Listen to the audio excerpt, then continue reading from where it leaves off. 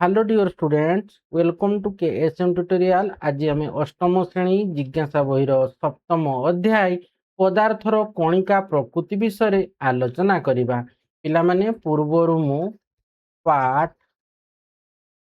1 and 2 आलोचना करि सारिछि एवं से वीडियो लिंक मु डिस्क्रिप्शन बॉक्स रे दे देछि।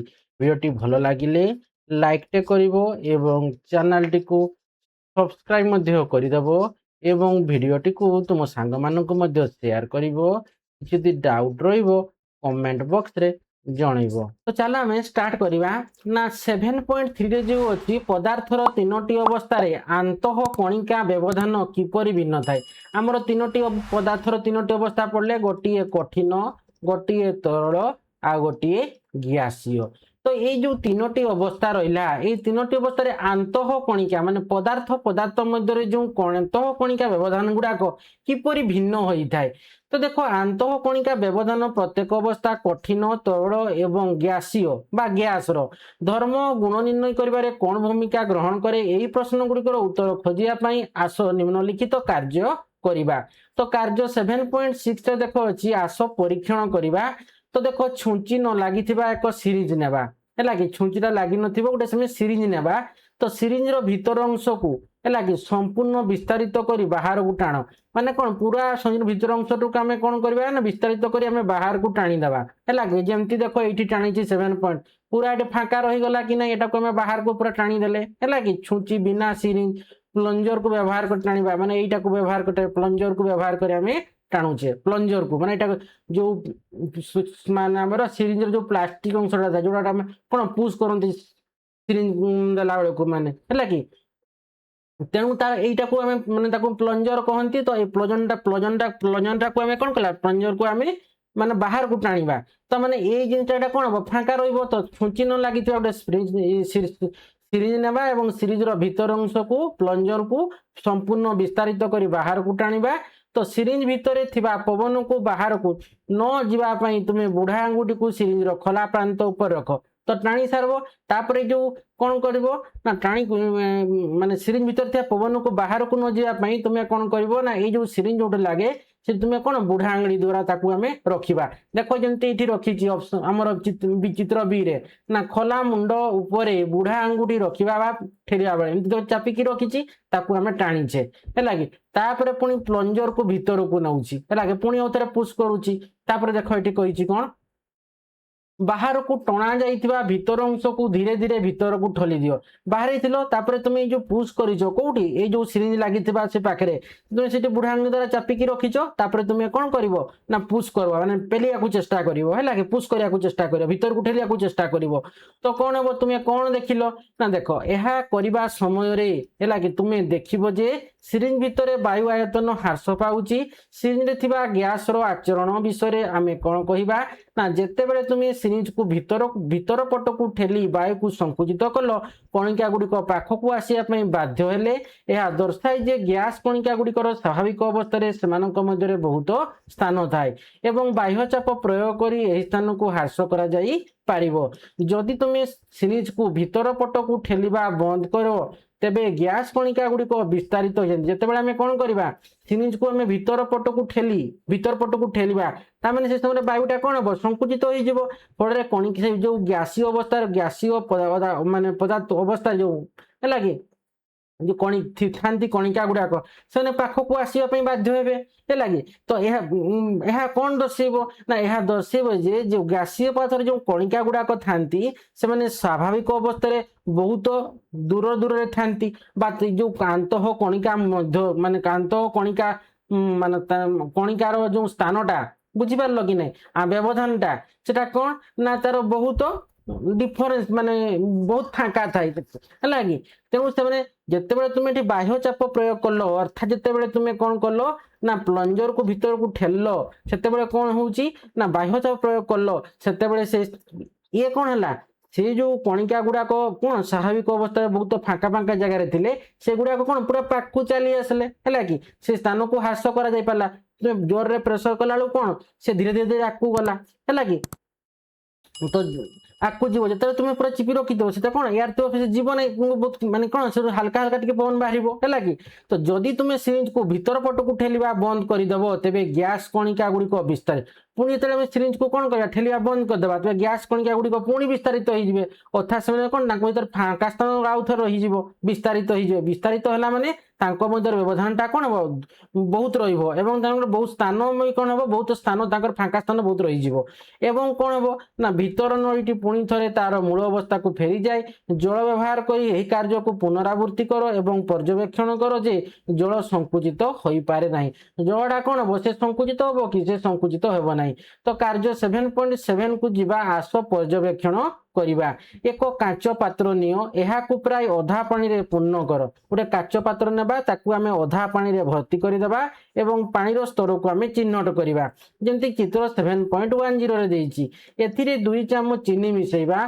कांच पात्र 7.10 खोरे नूतन जल स्तर ख चिन्हट कर बुझीगला गोटे कांच पात्र नेले एवं एहाकू अधा पानी रे पूरा पूर्ण करले पानी स्तर को पुणी चिन्हट करदेले तापर से आम 2 चामच चीनी मिसईदेले तो देख ये केमती गोटे कांच पात्र नहीं कि एटा देख कांच पात्र नहीं से आम क जल बोली नामकरण करदेले एवं पानी स्तर को चिन्हट करदे यहाँ हूँ पानी स्तर अच्छे कि है कि आम कौन करवा ना से आम चीनी मिसईदेवा है कि रहा तो देख चिन्हटा ख है कि कही देख ये अधा को अधा पानी पूर्ण कर एवं पानी स्तर को चिन्हट कर तापर एथिरे 2 चामच चीनी मिसाओ कांच पात्र 7 चित्र 7.10 खोरे नूतन जल स्तर ख चिन्हट कर तापर मिसे सारा पर ये नूतन चित्र 7.10 खोरे आम पुणी चिन्हट कले ये क रहा ये ख ये रहा जल ये तले रही चिन्ह है कि तो ये चीनी गुड़ाक पकईदे ताने ये कौन प्रथम जो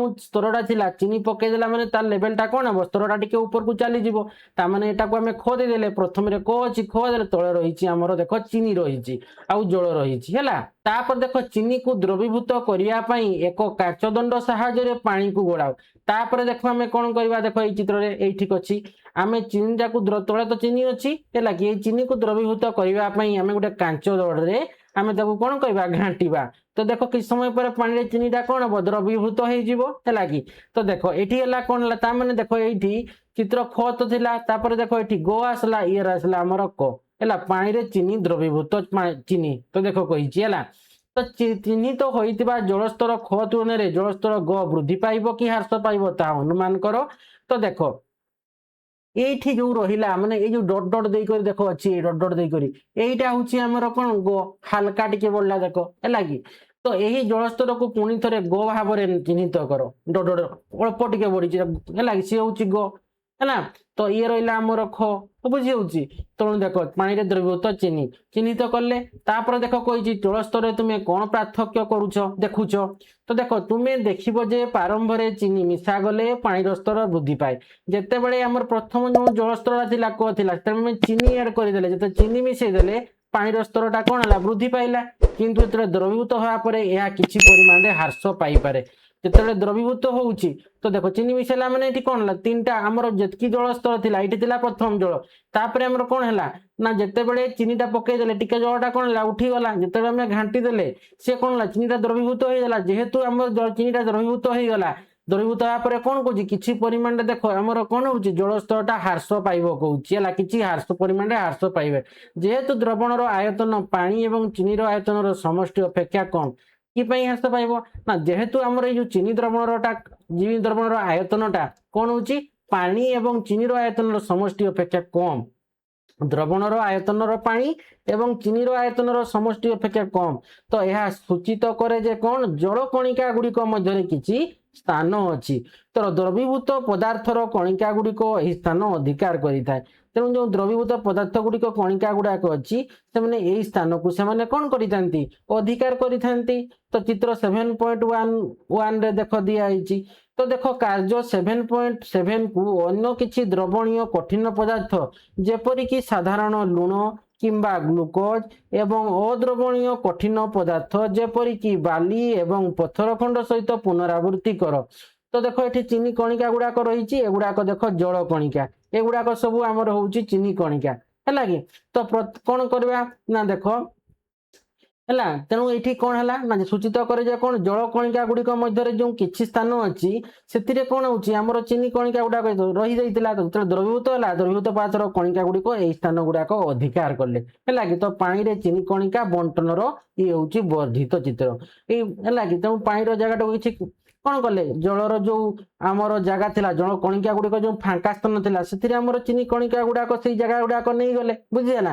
ତ ଅନ୍ୟ କିଛି ଦ୍ରବଣୀୟ କଠିନ ପଦାର୍ଥ ଯେପରିକି ସାଧାରଣ ଲୁଣ ନିଅ କିମ୍ବା ଗ୍ଲୁକୋଜ ନିଅ କିମ୍ବା ଅଦ୍ରବଣୀୟ କଠିନ ପଦାର୍ଥ ଯେପରିକି ବାଲି ଏବଂ ପଥର ଖଣ୍ଡ ସହିତ ମଧ୍ୟ ତୁମେ ପୁନରାବୃତ୍ତି କରିପାରିବ।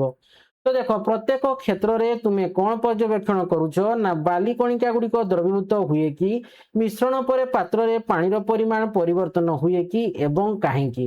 ତ ଦେଖ ଚିନି ଏବଂ ବାଲି ଉଭୟ ହେଉଛି କଣ କଠିନ। ଚିନି ପାଣିରେ ଦ୍ରବୀଭୂତ ହୁଏ ନାହିଁ, କିନ୍ତୁ ବାଲି କାହିଁକି ହୁଏ ନାହିଁ? ଚିନି ପାଣିରେ କଣ ଦ୍ରବୀଭୂତ ହୁଏ, ଚିନିଟା ପାଣିରେ କଣ ହବ ଦ୍ରବୀଭୂତ ହେଇଯିବ, କିନ୍ତୁ ବାଲିଟା କାହିଁକି ହୁଏ ନାହିଁ, ହେଲା। କିନ୍ତୁ ଚିନିଟା ବି କଠିନ ଆଉ ବାଲିଟା ବି କଠିନ, କିନ୍ତୁ ଦେଖିଲା ବେଳକୁ ଚିନିଟା ପାଣିରେ ଦ୍ରବୀଭୂତ ହେଇଯାଉଥିଲା ବେଳକୁ ବାଲିଟା ପାଣିରେ ଦ୍ରବୀଭୂତ ହଉନାହିଁ। କାହିଁକି ହଉନାହିଁ? ତ ଦେଖ ବାଲି ଏକ କଠିନ ପଦାର୍ଥ ଯାହା ପାଣିରେ ଦ୍ରବୀଭୂତ ହୁଏ ନାହିଁ। ପାଣିରେ ମିଶା ଗଲେ ବାଲି କଣିକା ଗୁଡ଼ିକ ସ୍ଥିର ହୋଇ ପାତ୍ରରେ କିଛି ସ୍ଥାନ ଅଧିକାର କରନ୍ତି, ଯାହା ଫଳରେ ମୋଟ ଆୟତନ ବୃଦ୍ଧି ପାଏ। ତ ଯେତେବେଳେ ଆମେ ବାଲିଟାକୁ ନଉଛେ ସେ ଗୋଟେ କଠିନ ପଦାର୍ଥ, ସେ ପାଣିରେ ଦ୍ରବୀଭୂତ ହୁଏ ନାହିଁ। ଯେତେବେଳେ ଆମେ ପାଣିରେ ତାକୁ ମିଶଉଛେ, ମିଶିକି ଯେତେବେଳେ ଘାଣ୍ଟୁଛେ, ତ ସେ ବାଲି କଣିକା ଗୁଡାକ କଣ ହଉଛି ନା ସେ ପାଣିରେ ଦ୍ରବୀଭୂତ ହବ ନାହିଁ, ଯେହେତୁ ସେ ଗୋଟେ କଠିନ ପଦାର୍ଥ।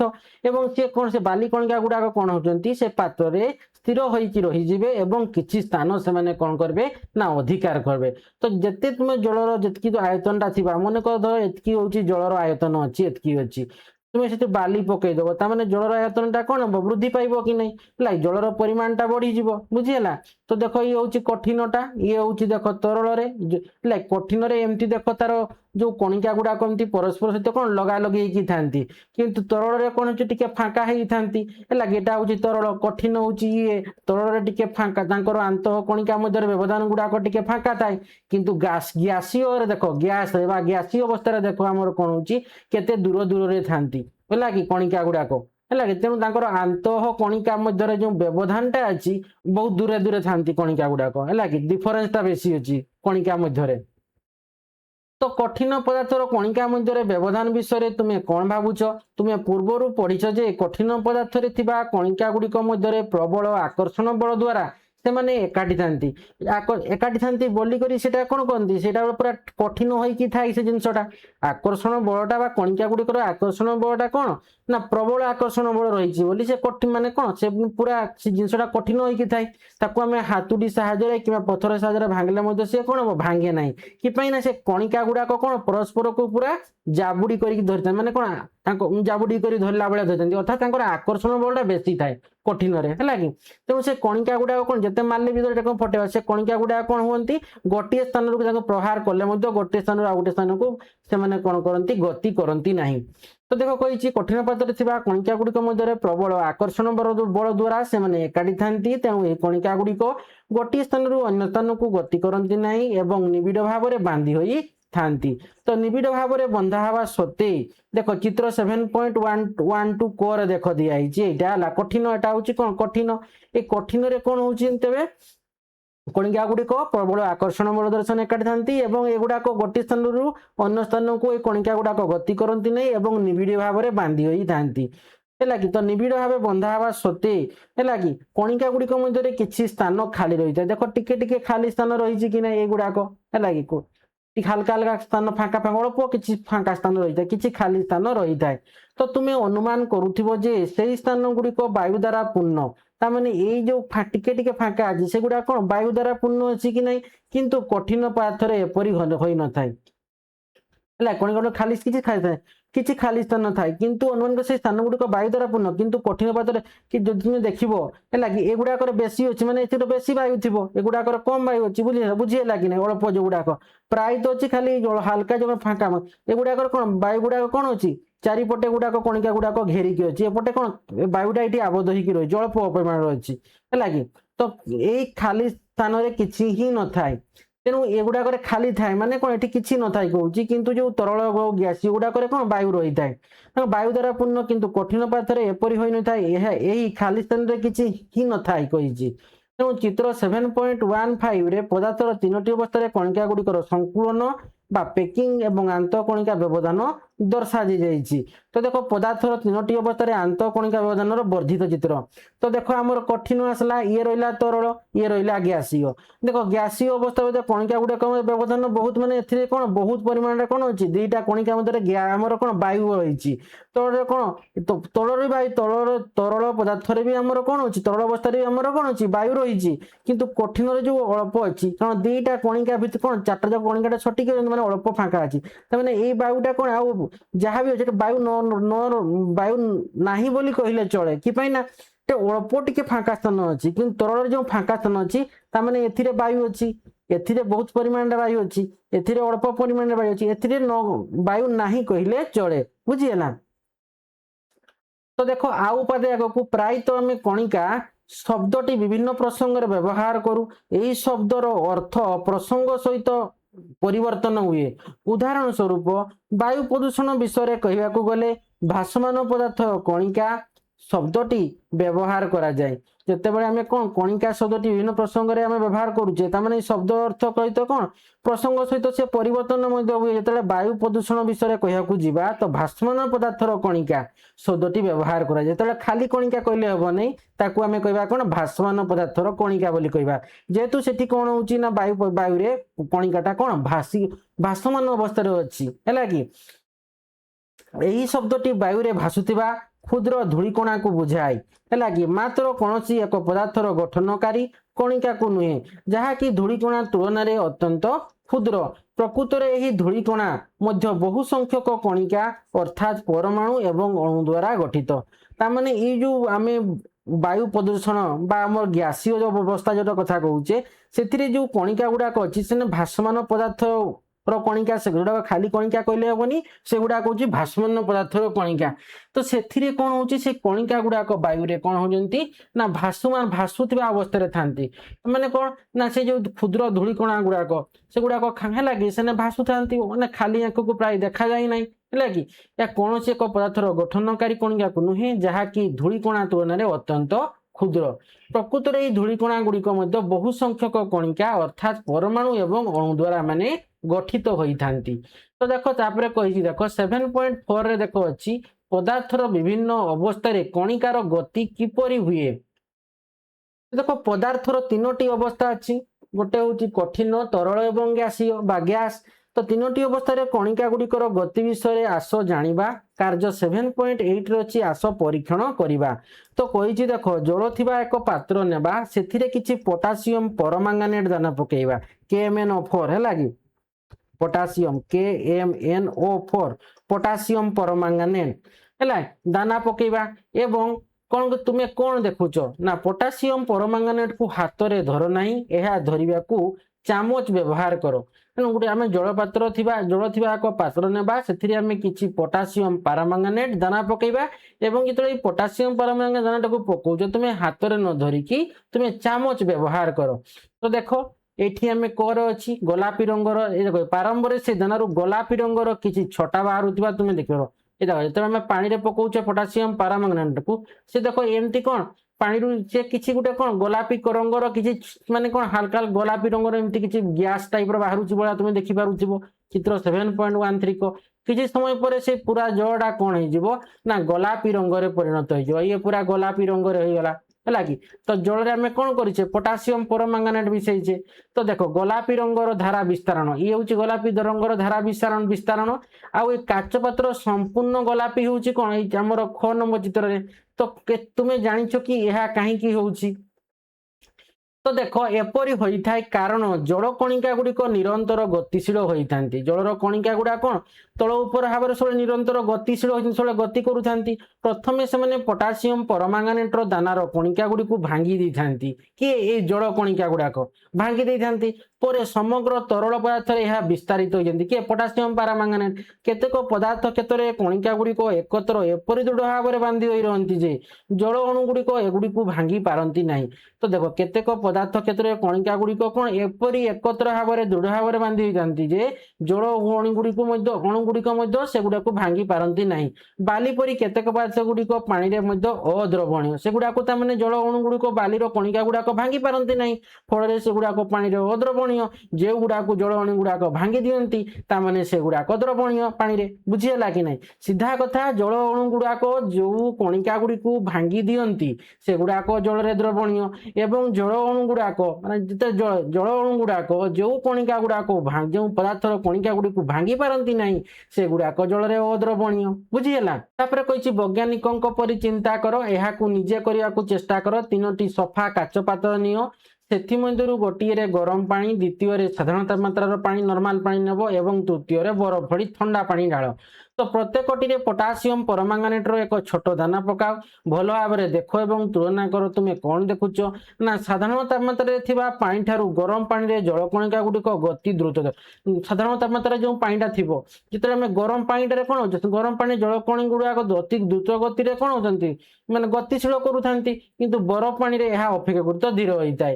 ଫଳସ୍ୱରୂପ ପଟାସିୟମ ପରମାଙ୍ଗାନେଟ୍ ଗରମ ପାଣିରେ ସବୁଠାରୁ ଦ୍ରୁତ ଗତିରେ ମିଶିଯାଏ। ଏହା ସାଧାରଣ ତାପମାତ୍ରାରେ ଥିବା ପାଣିରେ ଧୀରେ ଏବଂ ବରଫ ବା ଥଣ୍ଡା ପାଣିରେ ସବୁଠାରୁ ନ୍ୟୁନତମ ବେଗରେ ଗତି କରେ। ତେଣୁ ଯେତେବେଳେ ଉତ୍ତାପ ବୃଦ୍ଧି ପାଏ କଣିକା ଗୁଡ଼ିକର ଗତି ମଧ୍ୟ ବୃଦ୍ଧି ପାଏ। ତ ଏଠି ଆମେ ଜାଣିଲେ କ'ଣ ନା ଯେତେବେଳେ ଉତ୍ତାପଟା ବୃଦ୍ଧି ପାଉଛି ହେଲା କି କଣିକା ଗୁଡ଼ିକର ଗତି ମଧ୍ୟ ସେତେବେଳେ ବୃଦ୍ଧି ପାଉଛି। ତ ଦେଖ ତାପରେ କହିଛି କ'ଣ ନା ଏକ ଚିତ୍ର ଆଙ୍କି ଏହାକୁ ଦର୍ଶାଇବାକୁ ଚେଷ୍ଟା କର।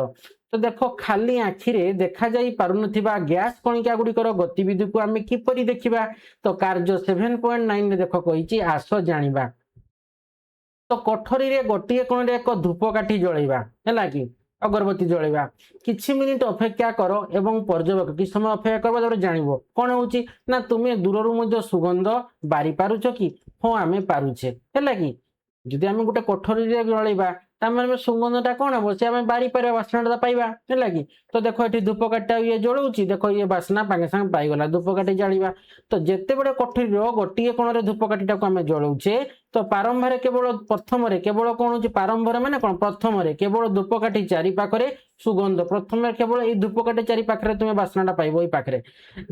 ଯେତେବେଳେ କ'ଣ ବେଶୀ ସମୟ ସେ ଜଳିବ ସେ ଧୂପକାଠିଟା, କିଛି ସମୟ ପରେ ସେ ପୁରା ରୁମଟା ଯାକୁ କ'ଣ କରିଦେବ ସୁଗନ୍ଧ କରିଦେବ, ବାସ୍ନାମୟ କରିଦେବ। ଏପରି ହୋଇଥାଏ କାରଣ ସୁଗନ୍ଧର କଣିକା ଗୁଡ଼ିକ ସମଗ୍ର କୋଠରୀକୁ ବ୍ୟାପିଯାଏ। ଏଥିରୁ ଜଣାଯାଏ ଯେ ବାୟୁ କଣିକା ଗୁଡ଼ିକ ନିରନ୍ତର ଗତି କରୁଛନ୍ତି। ବାୟୁ କଣିକା ଗୁଡ଼ିକ ସୁଗନ୍ଧର କଣିକା ଗୁଡ଼ିକୁ ଆଘାତ କରନ୍ତି ଏବଂ ସେମାନଙ୍କୁ ସମଗ୍ର କୋଠରୀରେ ବ୍ୟାପି ଯିବାର ସାହାଯ୍ୟ କରନ୍ତି। ତ ଯେତେବେଳେ ଆମେ ଗୋଟେ ଆମର ଅଗରବତୀକୁ ବା ଆମର ଯୋଉଟା ଧୂପକାଠିକୁ ଜଳଉଛେ ପ୍ରଥମରେ କ'ଣ ହେଉଛି ସେ ପାଖାପାଖି ବାସ୍ନା ହେବ, ହେଲା କି। ସେଇ ଯୋଉ ସୁଗନ୍ଧଟା ସେ ଧୂପକାଠି ଚାରି ପାଖରେ ବାସ୍ନାଟା ହେବ।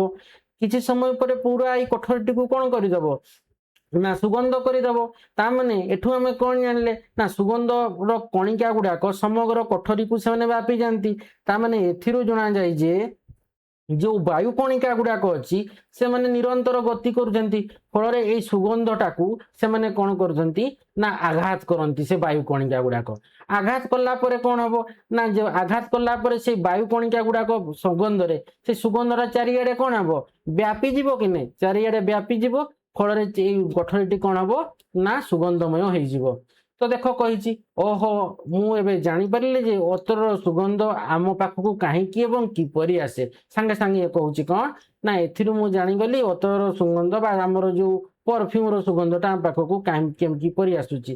ସେଣ୍ଟଟା ଯୋଉଟା କହୁଛି ଅତର, ହେଲା କି ତା ବାସ୍ନାଟା ଆମ ପାଖକୁ କାହିଁକି ଏବଂ କିପରି ଆସୁଛି। ତୁମେ କ'ଣ ଆଉ କିଛି ବାସ୍ତବ ଜୀବନର ଅନୁଭୂତି ବର୍ଣ୍ଣନା କରିପାରିବ ଯେଉଁଠାରେ, ହେଲା କି ଯେଉଁଠାରେ କହିଛି ଯେଉଁଠାରେ ତୁମେ ଗ୍ୟାସ କଣିକା ଗୁଡ଼ିକର ଗତିବିଧି ଅନୁଭବ କରିଛ? କେବେ ଶୁଣିଛ କି କହିଛି? ଅନେକ ଦୈନନ୍ଦିନ ଜୀବନ ପ୍ରକ୍ରିୟାରେ ପଦାର୍ଥର କଣିକା ପ୍ରକୃତି ଏକ ଗୁରୁତ୍ୱପୂର୍ଣ୍ଣ ଭୂମିକା ଗ୍ରହଣ କରେ। ଆମ ଦୈନନ୍ଦିନ ଜୀବନରେ କ'ଣ ପ୍ରକ୍ରିୟା ପଦାର୍ଥ ଯେଉଁ କଣିକା ଗୁଡ଼ାକ ତାର ପ୍ରକୃତି ଏକ କ'ଣ ଗୁରୁତ୍ୱପୂର୍ଣ୍ଣ ଭୂମିକା ଗ୍ରହଣ କରେ। ଉଦାହରଣ ସ୍ୱରୂପ ଯେତେବେଳେ ଆମେ ସାବୁନ ବ୍ୟବହାର କରି ତେଲରେ ଦାଗ ହୋଇଥିବା ପୋଷାକ ଧୋଇଥାଉ ସେତେବେଳେ ଅନେକ ସାବୁନ କଣିକା କପଡ଼ା ଉପରେ ଥିବା ତେଲ କଣିକା ଗୁଡ଼ିକୁ ଘେରି ରହିଥାଏ। ତ ଯେତେବେଳେ ଆମେ କ'ଣ କରୁଛେ ସାବୁନଟାକୁ ବ୍ୟବହାର କରୁଛେ ଏବଂ ତେଲରେ ଦାଗ ହୋଇଥିବା ପୋଷାକକୁ ଧୋଉଛେ ସେତେବେଳେ ଯେଉଁ ସାବୁନ କଣିକା କ'ଣ ହେଉଛି ନା କପଡ଼ା ଉପରେ ଥିବା ତେଲ କଣିକା ଗୁଡ଼ିକୁ ଘେରିକି ରହିଥାଏ। ସାବୁନ କଣିକାର ଗୋଟିଏ ପ୍ରାନ୍ତ ତେଲ ସହିତ ଲାଗିଥାଏ ଏବଂ ଅନ୍ୟଟି ପାଣି ସହିତ ମିଶିଯାଏ, ଯାହାଫଳରେ ତେଲକୁ ଉପରକୁ ଉଠାଇ ଧୋଇବାରେ ସାହାଯ୍ୟ କରେ। ତ ଦେଖ ଏଇଠି କେମିତି ସାବୁନର କଣିକା ସଫା କରିବାରେ ସାହାଯ୍ୟ କରେ, ହେଲା କି? ତ ତେଣୁ ଆମର କ'ଣ ହେଉଛି ଯେତେବେଳେ ଆମେ ସାବୁନଟା ବ୍ୟବହାର କରୁଛେ ତାମାନେ ତେଲରେ ଦାଗ ହୋଇଥିବା ଯେଉଁ ପୋଷାକଟାକୁ ଆମେ ଧୋଉଛେ ତ ସାବୁନ କଣିକାଟା କ'ଣ ହେଉଛି କପଡ଼ା ଉପରେ ଥିବା ତେଲ କଣିକାକୁ ସେ ଘେରିକି ରହିଗଲା। ତାପରେ କ'ଣ ହେଉଛି ନା ସାବୁନ କଣିକାର ଆଉ ଗୋଟେ ପ୍ରାନ୍ତଟା କ'ଣ ହେଉଛି ନା ତେଲ ସହିତ ରହିଯାଉଛି ଏବଂ ଅନ୍ୟଟା ତାମାନେ କ'ଣ ଗୋଟେଟା ତେଲ ସହିତ ଲାଗିକି ରହୁଛି ଅନ୍ୟଟା ପାଣି ସହିତ ମିଶୁଛି। ଫଳରେ କ'ଣ ହେଉଛି ନା ସେ ତେଲଟାକୁ ଉପରକୁ ଉଠେଇକି ଧୋଇବାରେ ସେ ସାହାଯ୍ୟ କରୁଛି। ତ ଦେଖ ଏହି ଅଧ୍ୟାୟରୁ କହିଛି, ଦେଖ ଏହି ଅଧ୍ୟାୟରୁ ଆମର ଶିକ୍ଷା ଉପରେ ଆଧାର କରି ଆମେ କହିପାରିବା ଯେ ପଦାର୍ଥ କ୍ଷୁଦ୍ର କଣିକା ଦ୍ୱାରା ଗଠିତ ଯାହା ଆକର୍ଷଣ ବଳ ଦ୍ୱାରା ଏକାଠି ରହିଥାଏ। କଣିକା ଗୁଡ଼ିକ ମଧ୍ୟରେ ଆକର୍ଷଣୀୟ ବଳ ସେମାନଙ୍କ ମଧ୍ୟରେ ଥିବା ଦୂରତା ଉପରେ ନିର୍ଭର କରେ। ତ ଏଥିରୁ ଆମେ କ'ଣ ଜାଣିଲେ ନା ଯେତେବେଳେ ପଦାର୍ଥଟା କ'ଣ ହେଉଛି ନା କ୍ଷୁଦ୍ର କଣିକା ଦ୍ୱାରା ଗଠିତ, ହେଲା କି? ଫଳରେ କ'ଣ ହେଉଛି ତାଙ୍କର ଆକର୍ଷଣ ବଳ ଏକାଠି ରହୁଛି। ତେଣୁ କହିଛି ଦେଖ ପଦାର୍ଥ କ୍ଷୁଦ୍ର କଣିକା ଦ୍ୱାରା ଗଠିତ ଯାହା ଆକର୍ଷଣ ବଳ ଦ୍ୱାରା ଏକାଠି ହୋଇଥାଏ। ଆଉ କ'ଣ କଣିକା ଗୁଡ଼ିକ ମଧ୍ୟରେ ଆକର୍ଷଣୀୟ ବଳ ସେମାନଙ୍କ ମଧ୍ୟରେ ଥିବା ଦୂରତା ଉପରେ ନିର୍ଭର କରେ। ତ ଯେଉଁ କଣିକା ଗୁଡ଼ିକ ମଧ୍ୟରେ ଯେଉଁ ଆକର୍ଷଣ ବଳଟା ରହିଛି ତ ସିଏ କ'ଣ କରୁଛି ନା ସେମାନଙ୍କ ମଧ୍ୟରେ ଯେଉଁ ଦୂରତା ଅଛି ସେ ଦୂରତା ଉପରେ ନିର୍ଭର କରୁଛି ଏବଂ ଏହି ଦୂରତା ସେମାନଙ୍କର ତାପୀୟ ଶକ୍ତି ଉପରେ ମଧ୍ୟ ନିର୍ଭର କରେ। ତ ଦେଖ ଆମେ କ'ଣ ଜାଣିଲେ ତେବେ ନା ଏଇ କଣିକା, ହେଲା କି? ତ ଦେଖ এই କଣିକା ଗୁଡ଼ିକ ମଧ୍ୟରେ ଆକର୍ଷଣୀୟ ବଳ ସେମାନଙ୍କ ମଧ୍ୟରେ ଥିବା ଦୂରତା ଉପରେ ନିର୍ଭର କରେ ଏବଂ ଦୂରତା ସେମାନଙ୍କର ତାପୀୟ ଶକ୍ତି ଉପରେ ନିର୍ଭର କରେ, ହେଲା କି? ତେଣୁ ଆମେ ଏଠି କହିପାରିବା କଣିକା ଗୁଡ଼ିକର ତାପ ଶକ୍ତି ହିଁ ପଦାର୍ଥର ଭୌତିକ ଅବସ୍ଥା ନିର୍ଣ୍ଣୟ କରେ। ତେଣୁ ଯେତେବେଳେ ଆମେ କ'ଣ କଣିକା ଗୁଡ଼ାକ ଯେତେ ଉତ୍ତପ୍ତ ବା ଯେତେ ଗରମଶୀଳ ବା ଯେତେ ମାନେ କ'ଣ ହେବ ଗରମ ବା ଆମେ ତାକୁ ଉତ୍ତାପ କରୁଛେ ସେ କଣିକା ଗୁଡ଼ାକ ସେତେ ତୀବ୍ର ଭାବରେ ଗତି କରିଥାନ୍ତି। ବୁଝିହେଲା କି ନାହିଁ? ତେଣୁ ଏଠି ଆକର୍ଷଣୀୟ ବଳଟା ସେମାନଙ୍କ ଦୂରତା ଉପରେ ନିର୍ଭର କରେ ଏବଂ ସେ ଦୂରତାରେ ସେମାନଙ୍କର କ'ଣ ତାପୀୟ ଶକ୍ତି ଉପରେ ନିର୍ଭର କରେ। ତେଣୁ ସେଇ ତାପ ଶକ୍ତିଟା ହିଁ ପଦାର୍ଥର ଭୌତିକ ଅବସ୍ଥାଟାକୁ ନିର୍ଣ୍ଣୟ କରେ। ତେଣୁ କଠିନ ଅବସ୍ଥାରେ କଣିକା ଗୁଡ଼ିକର ତାପ ଶକ୍ତି କମ୍ ଥାଏ, ହେଲା? କଠିନ ଅବସ୍ଥାରେ କ'ଣ କଣିକା ଗୁଡ଼ିକର ତାପ ଶକ୍ତି କମ୍ ଥାଏ ମାନେ ଏଇଥିପାଇଁ କମ୍ ଥାଏ ନା ସେଠି ସେ ଯେଉଁ କଣିକା ଗୁଡ଼ାକ ପରସ୍ପର ସହିତ କ'ଣ କରନ୍ତି ନା ଆମର ନିକଟତର ହେଇକି ଥାନ୍ତି, ଅର୍ଥାତ୍ ଲାଗିକି ଥାନ୍ତି, ହେଲା କି? ପରସ୍ପର ସହିତ ଆନ୍ତଃ କଣିକା ବ୍ୟବଧାନଟା କମ୍ ଥାଏ, ହେଲା କି? ତାମାନେ ଆକର୍ଷଣ ବଳ ତାଙ୍କର ବେଶୀ ଥାଏ। ତେଣୁ କଠିନ ଅବସ୍ଥାରେ କଣିକା ଗୁଡ଼ିକର ତାପ ଶକ୍ତି କମ୍ ଥାଏ, ତେଣୁ ସେମାନେ ପରସ୍ପର ନିକଟତର ଥାନ୍ତି ଏବଂ ପ୍ରବଳ ଆନ୍ତଃକଣିକା ଆକର୍ଷଣୀୟ ବଳରେ ବାନ୍ଧି ହୋଇ ରହନ୍ତି। ଏହା ସେମାନଙ୍କର ଗତିକୁ କେବଳ ଲଘୁ କମ୍ପନରେ ସୀମିତ ରଖିଥାଏ। ତେଣୁ ଏମାନଙ୍କର ଗତି କ'ଣ ହେବ ଲଘୁ ମାନେ ଅଳ୍ପ କିଞ୍ଚିତ କମ୍ପନ ଖାଲି ହେବ, ସେମାନେ ଗତି କରିବେ ନାହିଁ କଣିକା ଗୁଡ଼ାକ। କି ପାଇଁ ନା ସେମାନଙ୍କର କଣିକା ଗୁଡ଼ାକ ପାଖରେ ଥାନ୍ତି। ଇଏ ଆଉ ଗୋଟେ କଣିକାକୁ କ'ଣ ଜମ୍ପ କରି ଯାଇପାରିବ ନାହିଁ, ଗତି ହେଲା ମାନେ ସେ ଆଉ ଗୋଟେ କଣିକାରେ ବାଜିବ। ସିଏ ଯଦି ସେ କଣିକାଟା ଯିବ ସିଏ ଆଉ ଗୋଟେ କଣିକାରେ ବାଜିବ। ତେଣୁ ସେମାନଙ୍କର ଗତିକୁ କେବଳ ଲଘୁ କମ୍ପନ ବା ତାକୁ ଆମେ କହିବା କ'ଣ କେବଳ ଭାଇବ୍ରେସନରେ ହିଁ ସେ ଅଟକିଯିବ ବା କମ୍ପନରେ ହିଁ ଅଟକିଯିବ। ସେମାନେ ବେଶୀ କ'ଣ ହେବେ ଗତିଶୀଳ ହେବେନି କଣିକା ଗୁଡ଼ାକ। ତାପରେ ଦେଖ ଅଛି କ'ଣ ନା ପଦାର୍ଥର ଗଳନାଙ୍କ ତାପମାତ୍ରାରେ କଣିକା ଗୁଡ଼ିକ ମଧ୍ୟରେ ଆକର୍ଷଣ ବଳକୁ କମାଇବା ପାଇଁ ତାପ ଶକ୍ତି ବ୍ୟବହାର ହୁଏ। ତ ଯେଉଁ ପଦାର୍ଥର ଯେଉଁ ଗଳନାଙ୍କ ତାପମାତ୍ରାରେ କ'ଣ ହେଉଛି ନା କଣିକା ଗୁଡ଼ିକ ମଧ୍ୟରେ ଯେଉଁ ଆକର୍ଷଣ ବଳ ଅଛି ସେ ଆକର୍ଷଣ ବଳକୁ କମାଇବା ପାଇଁ ଆମେ କ'ଣ କରୁଛେ ନା ତାପ ଶକ୍ତି ବ୍ୟବହାର କରୁଛେ, ଯାହା କଠିନକୁ ତରଳରେ ମଧ୍ୟ ପରିବର୍ତ୍ତନ କରିଥାଏ। ଆମେ ଗୋଟେ କଠିନ ମନେକର ଲୁହାଟାକୁ ଆମେ କ'ଣ କରୁଛେ ନର୍ମାଲ ଟେମ୍ପରେଚର ଦେଲେ ସେ ତରିବନି। ଆମେ ତାକୁ ଯଦି 1500, 1600, 1700 ଡିଗ୍ରୀ ସେଲସିୟସ୍ ତାକୁ ଯଦି ଆମେ ଉତ୍ତାପ କରିବା ଗରମ କରିବା ସେ କ'ଣ ହେବ ତରଳିଯିବ। କେମିତି ତରଳିବ ମାନେ କ'ଣ ସେତେବେଳେ ସେ କଠିନରୁ ସେ ତରଳ ଅବସ୍ଥାକୁ ଆସିବ। ତ ସେଇ ସମୟରେ କଣିକା ଗୁଡ଼ିକ କ'ଣ ହେବେ ସେମାନେ ତାଙ୍କର ଯେଉଁ ପାଖରେ ଯେଉଁ କଣିକା ଗୁଡ଼ାକ ଲାଗି ଥିବେ ସେଗୁଡ଼ାକ ସେମାନେ ଯେତେବେଳେ ତରଳିବା ଷ୍ଟାର୍ଟ ହେବ ତାମାନେ କଣିକା ଗୁଡ଼ାକ ସେମାନେ କ'ଣ ପରସ୍ପର ଠାରୁ ଦୂରେଇ ଯିବେ। ବୁଝିଗଲା? ଆନ୍ତଃକଣିକା ଦୂରତା ସାମାନ୍ୟ ବୃଦ୍ଧି ପାଇ ଆକର୍ଷଣ ବଳକୁ ଏପରି ହ୍ରାସ କରେ ଯେ ଯାହା କଣିକା ଗୁଡ଼ିକୁ ସୀମିତ ସ୍ଥାନ ମଧ୍ୟରେ ଗତି କରିବାକୁ ସୁଯୋଗ ଦିଏ। ତ ଯେତେବେଳେ ଆନ୍ତଃକଣିକା ଦୂରତା ସାମାନ୍ୟ ବୃଦ୍ଧି ପାଇ ଆକର୍ଷଣ ବଳକୁ କ'ଣ କରେ ନା ହ୍ରାସ କରେ, ସେତେବେଳେ କଣିକା ଗୁଡ଼ିକୁ କ'ଣ କରେ ନା ସୀମିତ ସ୍ଥାନ ମଧ୍ୟରେ ସେ ଗତି କରିବାକୁ ସୁଯୋଗ ଦିଏ। ତ ଗ୍ୟାସୀୟ ଅବସ୍ଥାରେ କଣିକା ଗୁଡ଼ିକ ମଧ୍ୟରେ ଆକର୍ଷଣୀୟ ବଳକୁ କମାଇବା ଏବଂ ସମସ୍ତ ଦିଗକୁ ମୁକ୍ତ ଭାବରେ ଗତି କରିବା ପାଇଁ ଯଥେଷ୍ଟ ଶକ୍ତି ଥାଏ। ତେଣୁ ଏହି ଗ୍ୟାସୀୟ ଅବସ୍ଥାରେ କଣିକା ଗୁଡ଼ିକ ମଧ୍ୟରେ ଯେଉଁ ଆକର୍ଷଣୀୟ ବଳଟାକୁ ଆମେ କମେଇବା ଏବଂ ସମସ୍ତ ଦିଗକୁ ମୁକ୍ତ ଭାବରେ ଗତି କରିବା ପାଇଁ ଯଥେଷ୍ଟ କ'ଣ ଥାଏ ଶକ୍ତି ଥାଏ। ତୁମେ ଏହି କଣିକା ଗୁଡ଼ିକ ବିଷୟରେ ଉଚ୍ଚ ଶ୍ରେଣୀର ପଦାର୍ଥ ସମ୍ପର୍କିତ ଅଧ୍ୟାୟରେ ଅଧିକ ଜାଣିପାରିବ। ଆସ ପୁନରାବୃତ୍ତି କରିବା। ତ ଦେଖ ପଦାର୍ଥ ତିନୋଟି ଅବସ୍ଥାର କଣିକା ପ୍ରକୃତି। ତ ଦେଖ ପଦାର୍ଥର ତିନୋଟି ଅବସ୍ଥା, ବସ୍ତୁର ବିଭିନ୍ନ ଅବସ୍ଥା ଅଛି। ଗୋଟେ ହେଉଛି କଠିନ ଅବସ୍ଥା, ଗୋଟେ ହେଉଛି ତରଳ ଅବସ୍ଥା, ଆଉ ଗୋଟେ ହେଉଛି ଆମର ଗ୍ୟାସୀୟ ଅବସ୍ଥା। ତ ଦେଖ କଣିକା କଠିନରେ କ'ଣ ହେଉଛି ନା ଏଇ ଯେଉଁ କଣିକା ଗୁଡ଼ାକ ମଧ୍ୟରେ ଦେଖ ବ୍ୟବଧାନଟା କମ୍ ଅଛି ନା ସର୍ବନିମ୍ନ ଅଛି, କଣିକା ମଧ୍ୟରେ ସର୍ବନିମ୍ନ ବ୍ୟବଧାନ ଅଛି। ତରଳରେ କ'ଣ ହେଉଛି ନା କଠିନ ପଦାର୍ଥ ତୁଳନାରେ କଣିକା ମଧ୍ୟରେ ବ୍ୟବଧାନ ଟିକେ ଅଧିକ ରହୁଛି। ଆଉ ଗ୍ୟାସୀୟ ବା ଗ୍ୟାସରେ କ'ଣ ହେଉଛି ନା କଣିକା ମଧ୍ୟରେ ବ୍ୟବଧାନଟା ସର୍ବାଧିକ ବ୍ୟବଧାନ ରହୁଛି, ହେଲା କି, ଫଳରେ କଣିକା ଗୁଡ଼ାକ ପରସ୍ପରଠାରୁ ଦୂରରେ ଅଛନ୍ତି, ହେଲା କି। ଆଉ କ'ଣ ଜାଣିଲେ ନା କଠିନରେ କଣିକା ଗୁଡ଼ିକ ନିକଟତମ ଭାବରେ ସଙ୍କୁଳିତ ହୋଇଥାଏ, ହେଲା କି। ଆଉ ତରଳରେ କ'ଣ ନା କଣିକା ଗୁଡ଼ିକ କଠିନ ପଦାର୍ଥ ତୁଳନାରେ ଟିକିଏ ଢିଲା ଭାବରେ ଥାନ୍ତି। ଗ୍ୟାସୀୟରେ କ'ଣ ନା କଣିକା ଗୁଡ଼ିକ ମୁକ୍ତ ଭାବରେ ଥାନ୍ତି।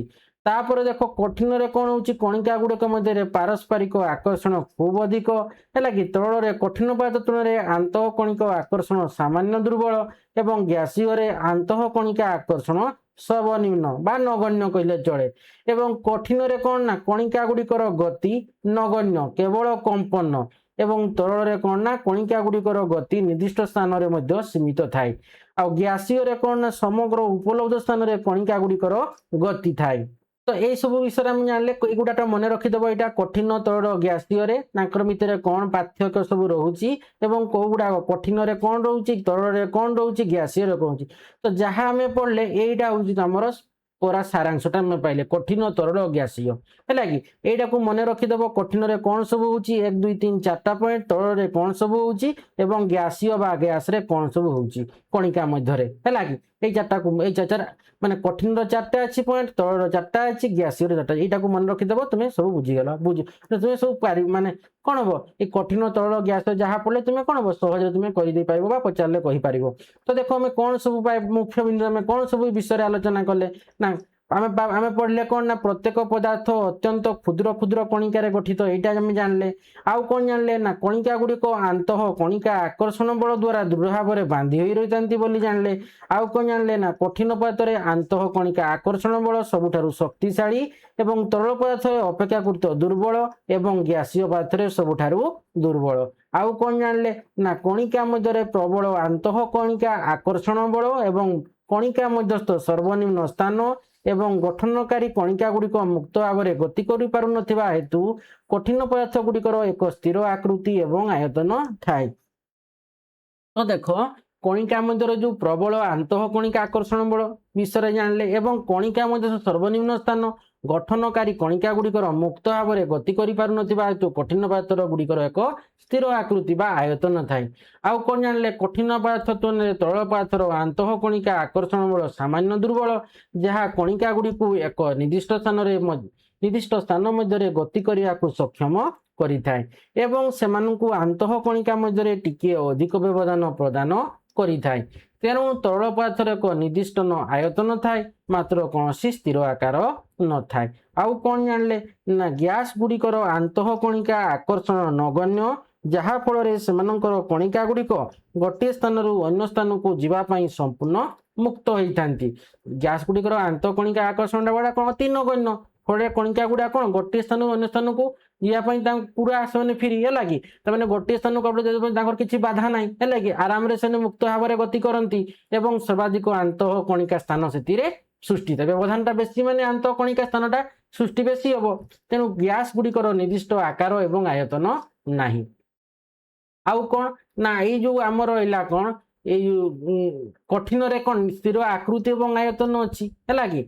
आउ आमर ग्यासीय कौन तरल पदार्थर निर्दिष्ट आयतन मन रखिद ये जगह आज आमर कठिन कौन आसला तेबे है कि कठिन देख आमर आसला ना तार स्थिर आकृति अच्छी आयतन अच्छी आउ तरल कौन अच्छी ना देख निर्दिष्ट आयतन थाए निर्दिष्ट तरल निर्दिष्ट आयतन थाए मात्र कौन स्थिर आकार न थाए आउ आम कौन जान ग्यासीय ना ग्यासीय देख तार कौन गैस गुड़िकर निर्दिष्ट आकार एवं आयतन नहीं ये विषय आम जानले बुझीपार कि नहीं तेणु यही है आमर कौन ना जो पदार्थर कणिका प्रकृति एटा आम पूरा कंप्लीट करदे नेक्स्ट वीडियो आम जिज्ञासा बजाय रख बा जो रहा आमर अभ्यास से विषय आम आलोचना करवा तुम ये विषयटा पूरा कंप्लीट हो माने सप्तम सॉरी अष्टम अध्यायटा सॉरी सप्तम अध्यायटा तो सप्तम अध्याय ना सप्तम अध्यायटा पूरा कंप्लीट हो नेक्स्ट वीडियो में आलोचना करवा अभ्यासटा तार प्रश्न अभ्यास बात आम कह कौन प्रश्नोत्तर एटा को आम नेक्स्ट वीडियो रे आलोचना